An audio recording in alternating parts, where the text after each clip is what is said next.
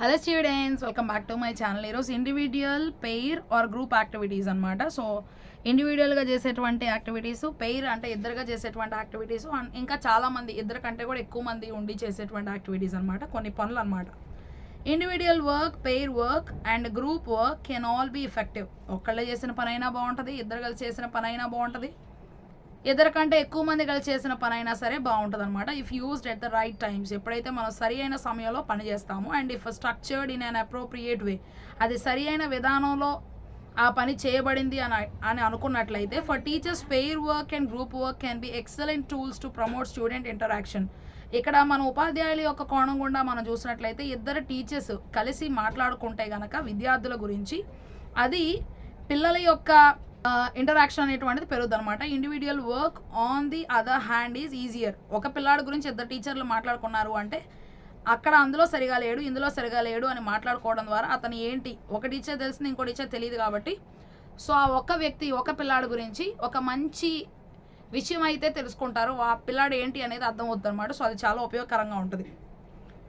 Individual work వ్యక్తిగతంగా చేసేటువంటి పని, on the other hand is easier to assess. Okay, so వేరే విధంలో చూసినట్లయితే చాలా సులభంగా చేయొచ్చు అనమాట. And often appeals to students with intrapersonal intelligences.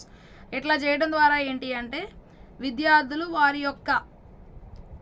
వారి యొక్క వ్యక్తిగతమైనటువంటి తెలివితేటలతో చేసేటువంటి పనులు చేయగలుగుతారు. As a teacher it is important to vary groupings depending on the goals. Teacher గారికి ఇది చాలా ముఖ్యమైనటువంటిది అనమాట. సో గ్రూపులుగా డివైడ్ చేయడం అనేటువంటిది, వారు చేసేటువంటి పనులను బట్టి ఏ గ్రూప్ వారు ఏది చేయగలరో దాని ప్రకారంగా డివైడ్ చేయడం.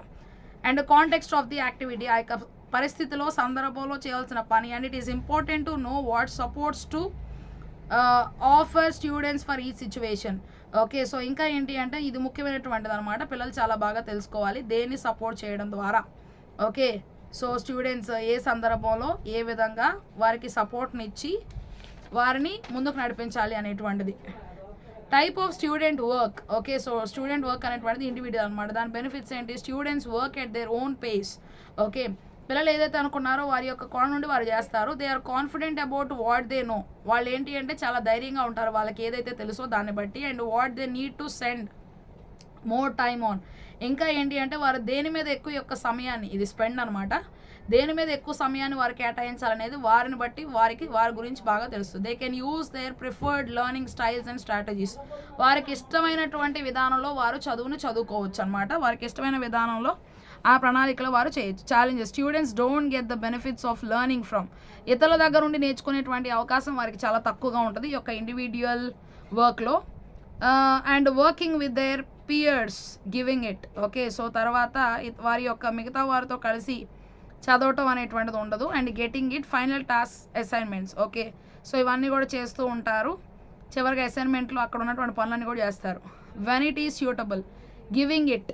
Okay, so getting it, final task assignment ఎప్పుడు ఉపయోగపడుద్ది అంటే, ఇతరులకి ఇచ్చేటప్పుడు, తర్వాత మనం ఇతరుల దగ్గర నుండి పొందుకునేటప్పుడు, ఫైనల్ టాస్క్లు చేసేటప్పుడు, and assigning. Okay, so assignment ఎప్పుడైతే ఇస్తామో అప్పుడు.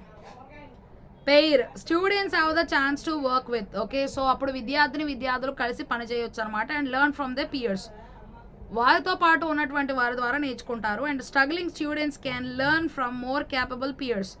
ఎవరు అయితే పాపం చదవడానికి చాలా కష్టపడుతూ ఉంటారో వారు ఇతరుల దగ్గర నుండి నేర్చుకునే అవకాశం ఉంటుంది. It is especially useful for students who prefer interpersonal learning settings. Okay, so ఎవరైతే వారంతటా వారు నేర్చుకోవాలి, ఎక్కువగా వారి యొక్క టాలెంట్స్ని ఇంప్రూవ్ చేసుకోవాలనుకుంటారో, సో అలాంటి వాళ్ళకి ఇది చాలా బాగా ఉపయోగపడుతుంది.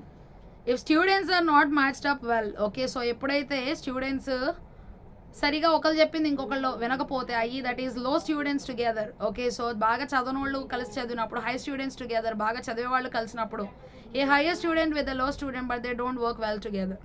ఓకే, సో మనం చూసినట్లయితే బాగా చదివే వాళ్ళు సరిగా చదవనటువంటి వారితో సరిగా పొంతన వారికి కుదరదనమాట. వారు చక్కగా పని చేయలేరు.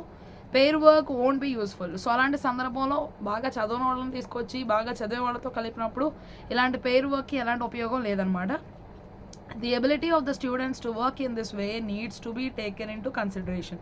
అంటే ఎవరైతే పిల్లలు బాగా ఇందులో కలిసి పని చేయగలరు అనేటువంటి ఉద్దేశాన్ని బట్టి, వారి యొక్క సామర్థ్యాన్ని బట్టి మనం అర్థం చేసుకొని వారిని యొక్క గ్రూప్స్లో మనం కలపాలన్నమాట. సో అలాంటప్పుడు ఉపయోగం ఉంటుంది. Giving it and getting it activities. Okay, so ఇచ్చాము అంటే ఖచ్చితంగా దాన్ని మనం పొందుకునేటువంటి విధంగా ఉంటుందన్నమాట. So inductive learning activities. Okay, so చక్కగా వాళ్ళు నేర్చుకొని చేసేటువంటి అవకాశాలు ఉంటాయి. Group work provides more opportunity for practice. ఎప్పుడైనా మనం ఒక బృందంగా అంటే అందరం కూడా కలిసిమెలిసి ఉన్నటువంటి సందర్భంలో చేసేటువంటి పని ద్వారా అందరూ కూడా చక్కగా శిక్షణ తీసుకునేటువంటి అవకాశం ఉంటుందన్నమాట. And increased variety of activities is possible. అంటే చాలా రకాలైనటువంటి ఒక్కొక్కరు ఒక్కొక్క విధానంలో ఆలోచిస్తారు. సో ఒక్కొక్కరు ఒక్కొక్క విధానాన్ని చెప్తారు కాబట్టి చాలా విధానాల్లో చేసేటువంటి అవకాశం సాధ్యం అవుతుంది. Increase student creativity. Okay, so అట్లాగే వారిలో ఉన్నటువంటి సృజనాత్మకత భావం పెరుగుతుంది అనమాట. The zone of proximal development increases. Okay, so ఇంకా ఏంటి అంటే వాళ్ళు చక్కగా అభివృద్ధి చెందేటువంటి అవకాశం ఎక్కువ ఉంటుంది అనమాట. So as with the pair work, కలిసి జంటగా చేసేటువంటి సమయంలో the groups must be carefully selected to ensure students can work productively.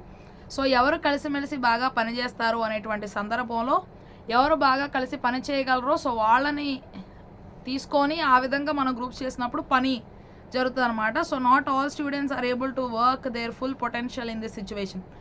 అందరూ కూడా వారి యొక్క ఉద్దేశాన్ని బట్టి వారు పని చేయడానికి అవకాశం ఇక్కడ కుదరదు.